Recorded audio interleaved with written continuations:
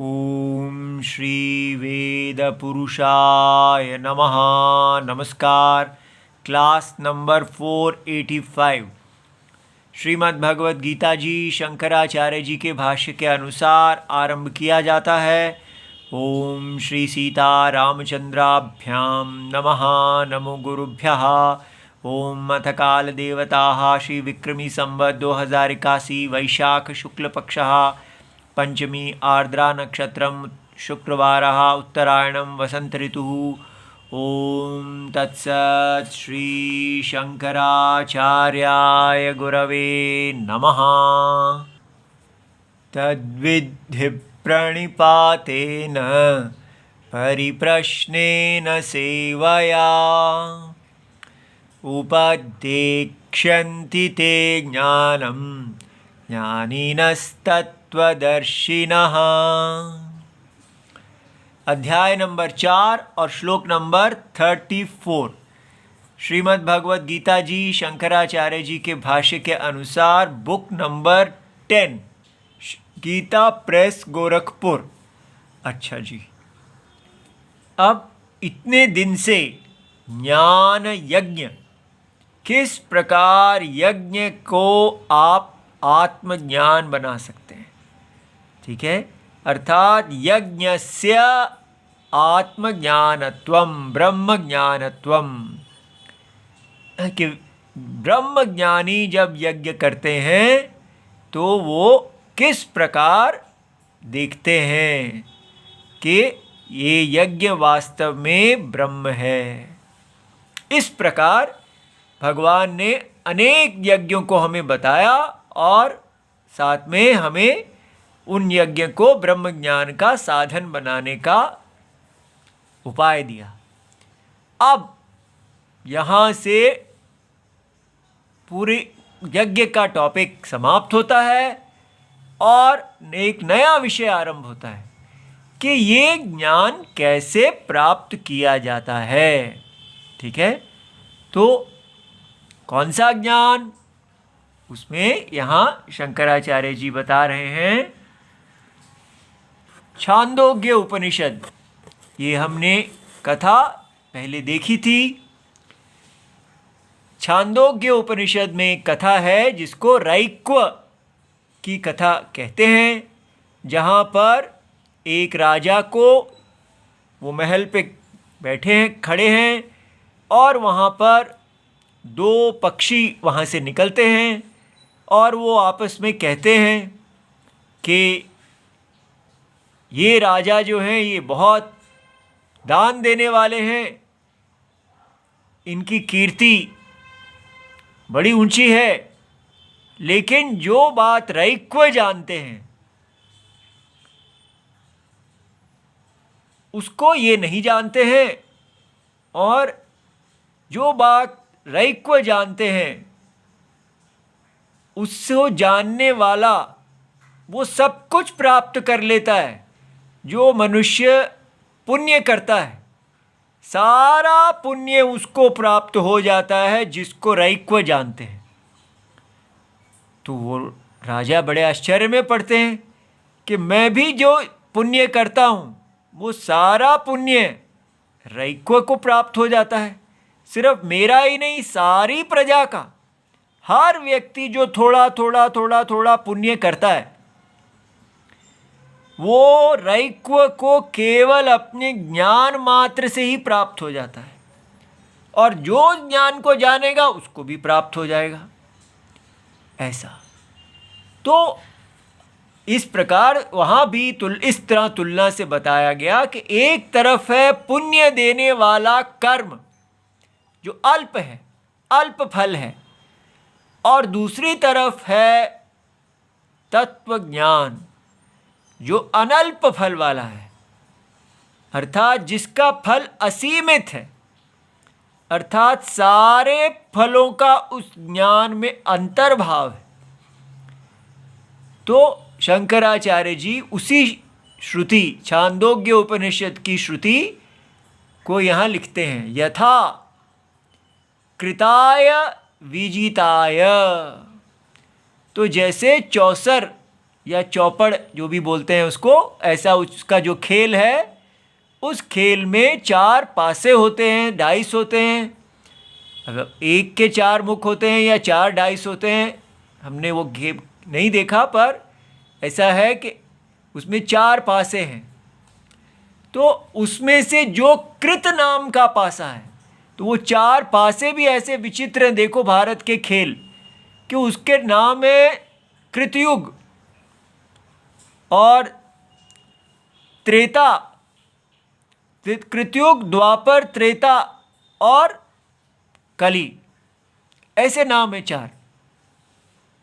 तो कृतयुग माने सतयुग, वो उसी से खेल रहे हैं। और उस खेल के अंदर जो कृतयुग अर्थात सतयुग को जीत लेता है, तो बाकी जो हैं त्रेता, द्वापर और कलयुग, वो उसके द्वारा अपने आप ही जीते जाते हैं। ठीक है, क्योंकि सतयुग के अंदर ही बाकी युग हैं।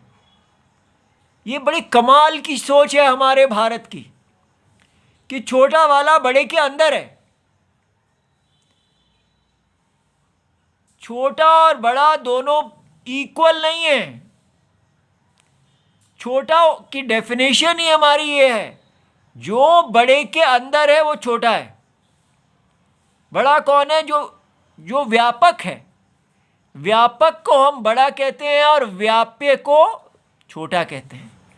लहर को छोटा कहते हैं, जल को बड़ा कहते हैं। 2 लहरों के बीच में हम छोटा और बड़ा नहीं देखते। एक लहर छोटी और दूसरी लहर बड़ी, ऐसा नहीं कहते। हम कहते हैं लहरें छोटी, जल बड़ा। ठीक है, और इस प्रकार ये जो जल का यज्ञ है, जल में से ही सारी लहरें आई हैं, वो जल ही हैं। तो इस प्रकार जो कृत आय उस कृत नाम के पासे को जीत लेता है, वो अधरेयाह, अधर माने अन्य जो है, दूसरे जो हैं, छोटे जो हैं, अधर हैं, उन सारों को भी समयंती, उनको भी प्राप्त कर लेता है। एवं एनम सर्वम यद अभिसंवेति, तो ये भी सब वो प्राप्त कर लेता है। यद किंचित प्रजा साधु कुर्वन्ति, जो भी पुण्य प्रजा के द्वारा किया जाता है वो भी वो प्राप्त कर लेता है। कौन? यह यद वेद, जो वो जानता है। किसको? यद सह रैक्व वेद, जो जिस वस्तु को, जिस परम सत्य को रैक्व जानते हैं, जो उस परम सत्य को जानता है, वो भी संसार में होने वाले सारे पुण्य को एक ही बार में प्राप्त कर लेता है। अर्थात उसका पुण्य असीम है।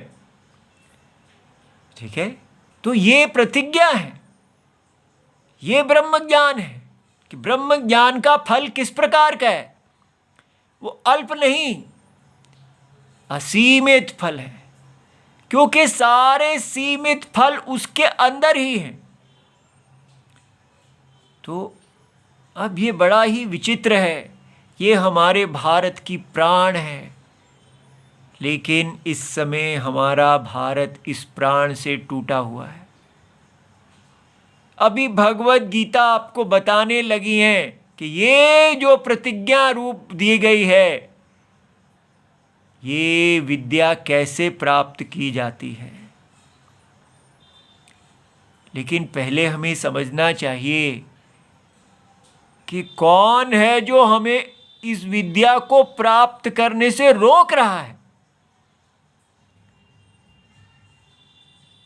वो है जो हमको पहले पढ़ाया जा रहा है, वो ही हमारे दिमागों को बंद कर रहा है। क्या पढ़ाया जा रहा है हमको? हमको बचपन से यही पढ़ाया जा रहा है कि हम सब देह हैं। ये फंडामेंटल है। हमें बताया जा रहा है इक्वालिटी। हम सब शरीर हैं से हम आरंभ कर रहे हैं।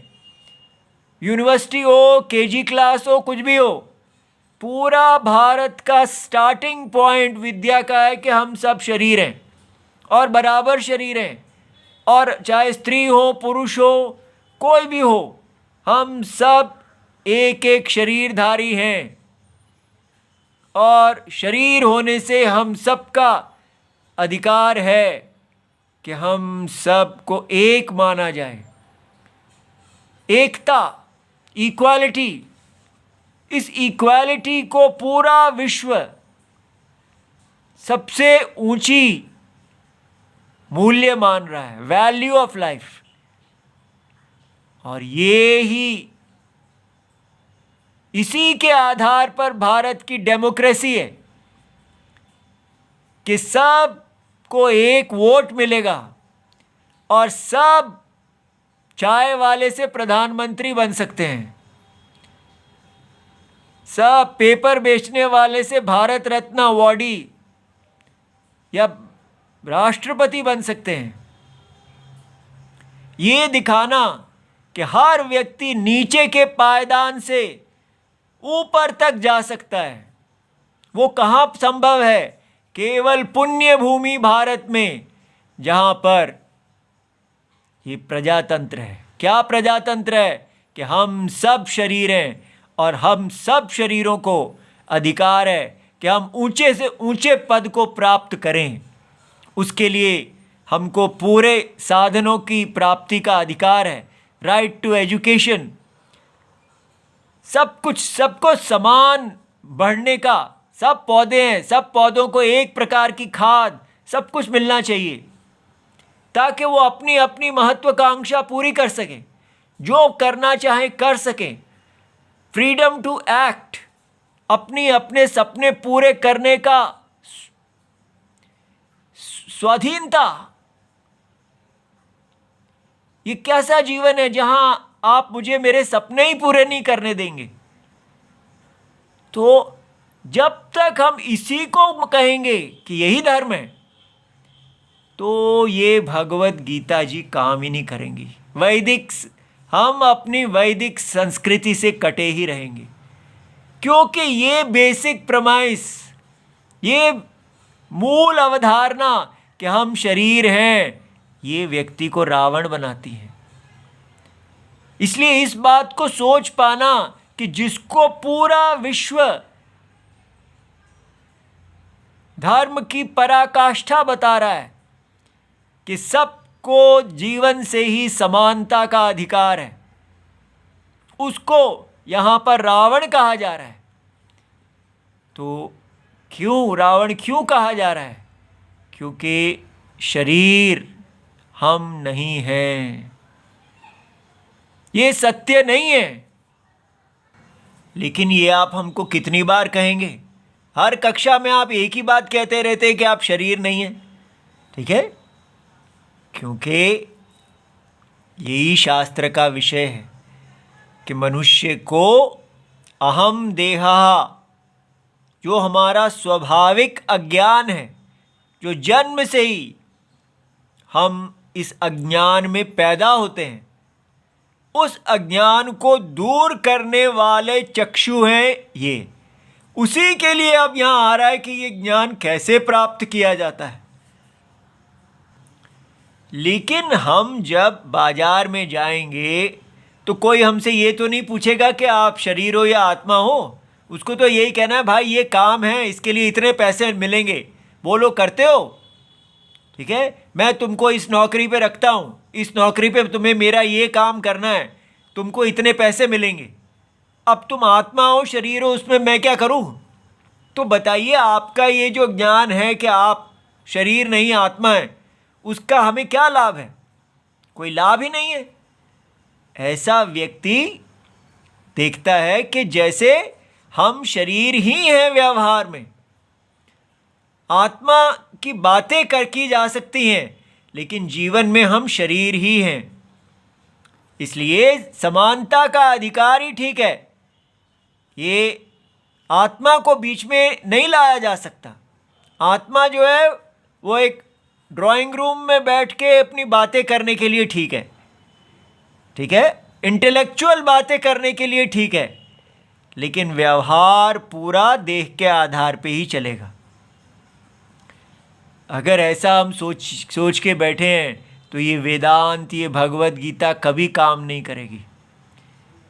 ये भगवत गीता आपको एक सत्य दिखा रही है जो ऐसा है जैसे ग्रेविटी।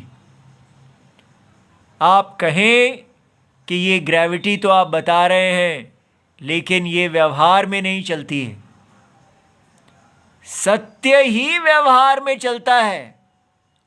अगर आत्मा सत्य नहीं है तो वो व्यवहार में नहीं चलेगी। जैसे बिलीफ रिलीजन्स, वो एक बनाई हुई चीज़ कह रहे हैं जो सत्य है ही नहीं। वो आप कह सकते हैं कि वो व्यवहार में नहीं चलेगी। वो जब तक उसको आपने पुटअप कर रखा है, चढ़ा रखा है, लोग उसको मानते हैं तो वो चलेगी। जब लोग उसको मानना छोड़ देंगे तो नहीं चलेगी। लेकिन सत्य के साथ ऐसा नहीं है। आप सत्य को नकार दीजिए, लेकिन सत्य तो अपना काम करेगा ही करेगा। आप कितना कहें हम ग्रेविटी को नहीं मानते, फिर भी बॉल तो ऊपर से कोकोनट आपके सिर पे गिरेगा ही गिरेगा, ठीक है।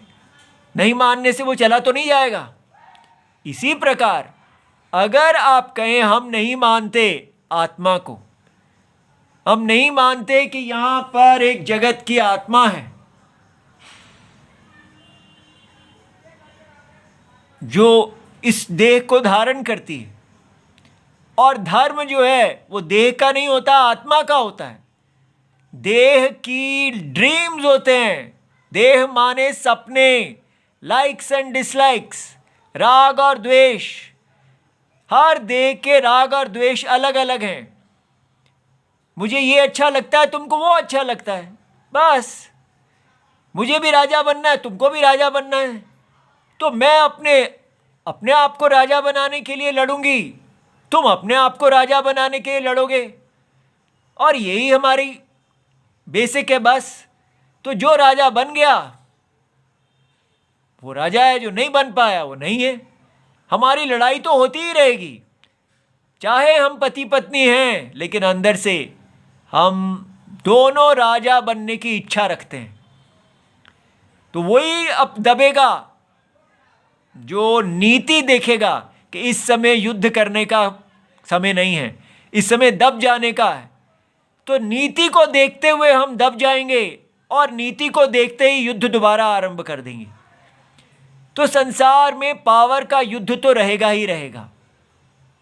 ये है आजकल की इक्वालिटीज़म, कि हम सब योद्धा हैं, हम सब पावर चाहते हैं, चाहे वो भारत का प्रधानमंत्री हो या परिवार का प्रधानमंत्री हो। कोई दो व्यक्ति भी होंगे तो एक उसमें प्रधानमंत्री होना चाहता है, हर व्यक्ति प्रधान होना चाहता है। तो कैसे जीवन होगा ये? अच्छे आदमी बनो, अच्छे आदमी बनो। क्या होता है अच्छा आदमी? अच्छा आदमी वो होता है जो दूसरे को राजा बनने देता है। इसलिए अगर आप देह लेके चलेंगे अपने आप को, तो आपको सदा एक AK-47 अपने हाथ में रखनी पड़ेगी, और दूसरे के हाथ में भी रहेगी, और इससे पहले कि वो चलाए आपको चलानी होगी। यही शांति रह जाएगी। ये कितना विनाशकारी ये सिद्धांत है कि सब बराबर हैं। एक समय था जब यहाँ हम भारत में भी सुनते थे, किसी को अगर नीच कहना हो तो कहते थे बराबरी करता है। अगर बड़ा भाई छोटे को कह देता तू बराबरी करता है, तो छोटे भाई के अंदर निंदा आ जाए। बड़ी बहू अगर छोटी को कह दे तू बराबरी करती है, उसका आंखें नीचे हो जाती थी। लेकिन आजकल हमारे को पढ़ा दिया गया है कि हाँ, मैं बराबर हूँ, बराबरी करना कोई बुरी बात नहीं है, हम बराबर हैं।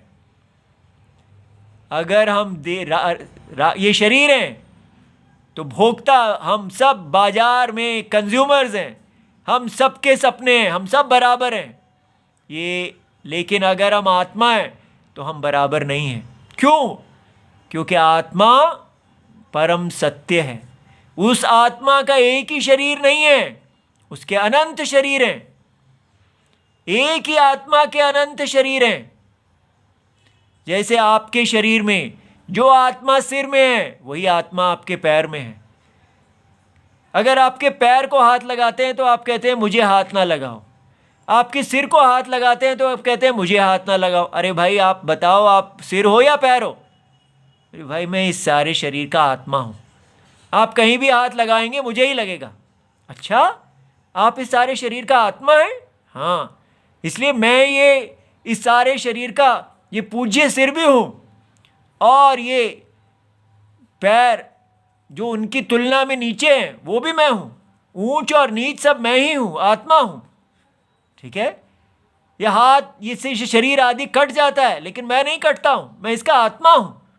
हम अपने अनुभव में देखते हैं कि ये आत्मा कैसे ये सारा शरीर होते हुए भी अशरीरी है। और ये आत्मा कोई फिल्मों का भूत नहीं है, ये एक परम सत्य है जो पूरे जगत का आत्मा है। तो पूरे जगत का आत्मा ब्राह्मण, क्षत्रिय, वैश्य, शूद्र होगा, ये वेद बताएंगे। ये हम मानने को ही नहीं तैयार। हम तो बस इक्वालिटी इक्वालिटी इक्वालिटी लेके बैठे हैं, जो सबसे गंदा प्रिंसिपल है, जो केवल असुरों में पाया जाता है। क्योंकि वहां वो लोग डंडे के ब्रदरहुड, ये बिलीफ रिलीजन्स, ब्रदरहुड इत्यादि की बातें करते हैं। ये हमारे असुर होते हैं जो करोड़ों खरबों होते हैं, जो भीड़ की तरह अटैक करते हैं। इसलिए अपने इस सनातन धर्म को समझें कि डेमोक्रेसी को जीतने के लिए सनातन धर्म का सत्यानाश ना करें। लेकिन हमको प्रैक्टिकल तो होना पड़ेगा ना। अगर हम डेमोक्रेसी में ही हार जाएंगे तो दूसरे हमें पकड़ लेंगे, वो नीति शास्त्र है, वो अलग चीज है। लेकिन आप अपने वर्ण धर्म को तो देखिए, कौन रोकता है एक व्यक्ति को कि मैं अपने वर्ण धर्म का पालन करूंगा, वोटिंग के टाइम पे मैं एक हो जाऊंगा। लेकिन जब मैं अपने वर्ण धर्म की पालन करना चाहता हूं तो मैं अपने अंतरात्मा के धर्म का पालन करूंगा। मेरा शरीर भगवान का जो भी अंग है, अगर मेरा शरीर भगवान के पैर हैं तो फिर मैं शूद्र हूं। अगर मेरा शरीर भगवान का सिर है तो मैं ब्राह्मण हूं। और उसके अंदर भी कितना तारतम्य होता है, 1000 प्रकार के ब्राह्मण हैं। है वो सब, क्यों कहते हैं वो सब मैन मेड है? क्या केवल एक मार्केट ही है जो बस वो मैन मेड नहीं है? कहाँ जा रहे हैं हम? इसलिए बहुत विचार करने की आवश्यकता है। और वो विचार कैसे होगा? जैसे अर्जुन ने किया, हे राम जी शिष्यस्ते हम। कृष्ण जी और अर्जुन की जोड़ी, ये जगत की आत्मा जीव के रूप में है तो अर्जुन है, सर्वात्मा है तो कृष्ण है। ये जोड़ी ही हमें पार लगाएगी, और कोई पार नहीं लगाएगा। कोई आपका साथी नहीं है, सब आपको ठगेंगे, आप स्वयं अपने आप को ठगेंगे।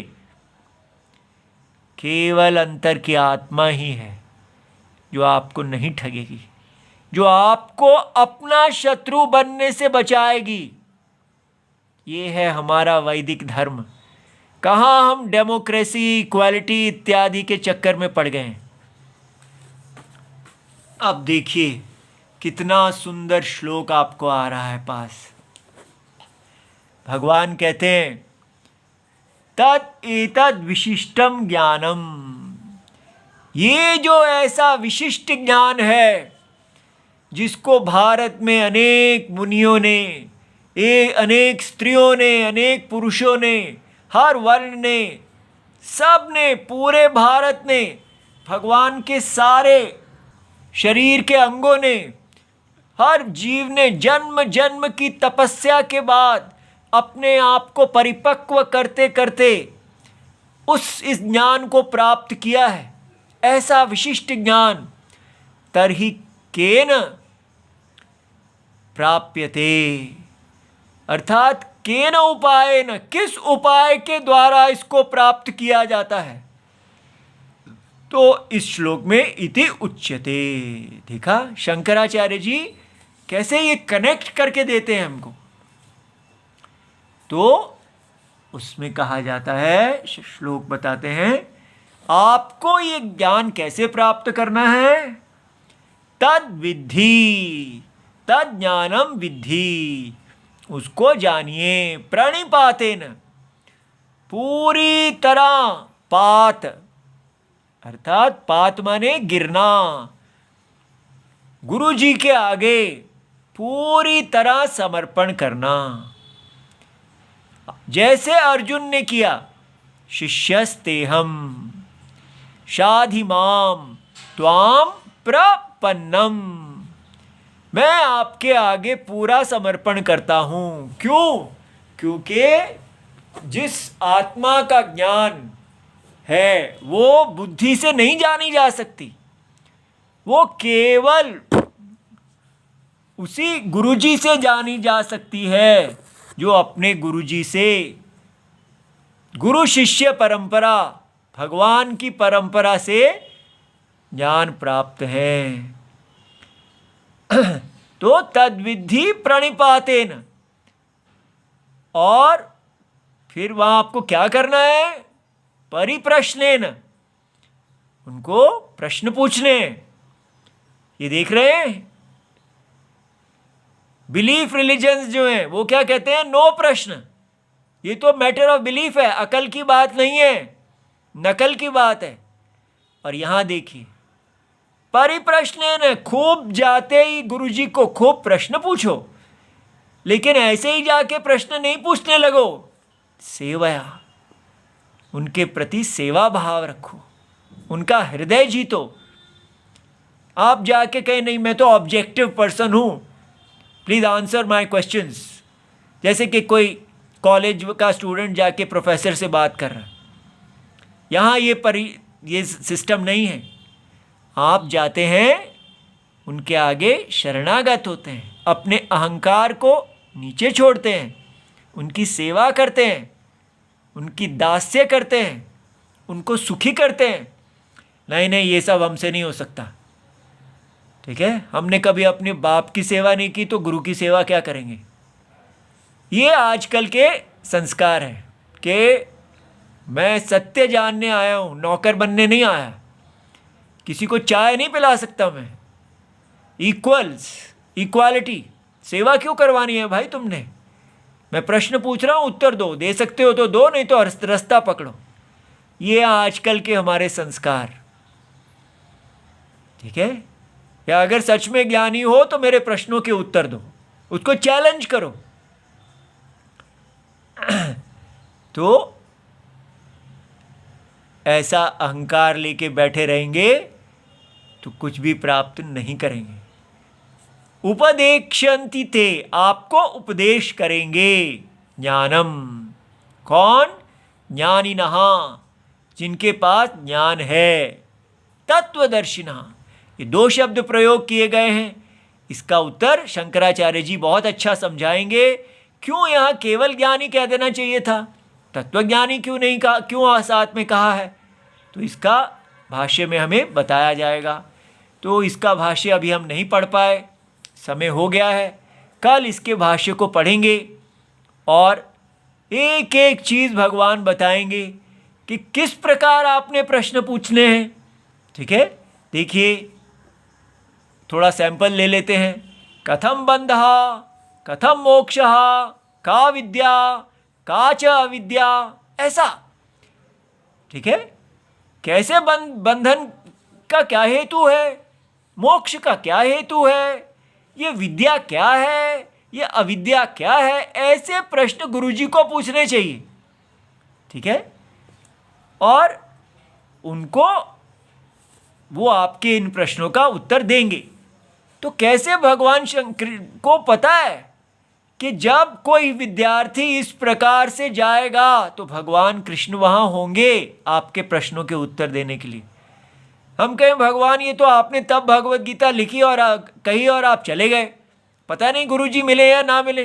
अरे भाई, जगत आत्मा कह रही है, जगत आत्मा की ये माया है, वो सर्वव्यापी हैं, वो आपको कह रहे हैं जब आप इस प्रकार जाएंगे तो भगवान कृष्ण ही वहाँ होंगे, वो आपको इस तरह विद्या देंगे। उनके सामने जाके ज़्यादा ऐंठना नहीं, आपको भगवान कृष्ण के पास जाना है, लोकल गुरु बाजारू गुरु के पास नहीं जाना। भगवान किसी पे आश्रित नहीं है, वो जगत की आत्मा है। ठीक है, ओम नमो भगवते वासुदेवाय, प्रणाम।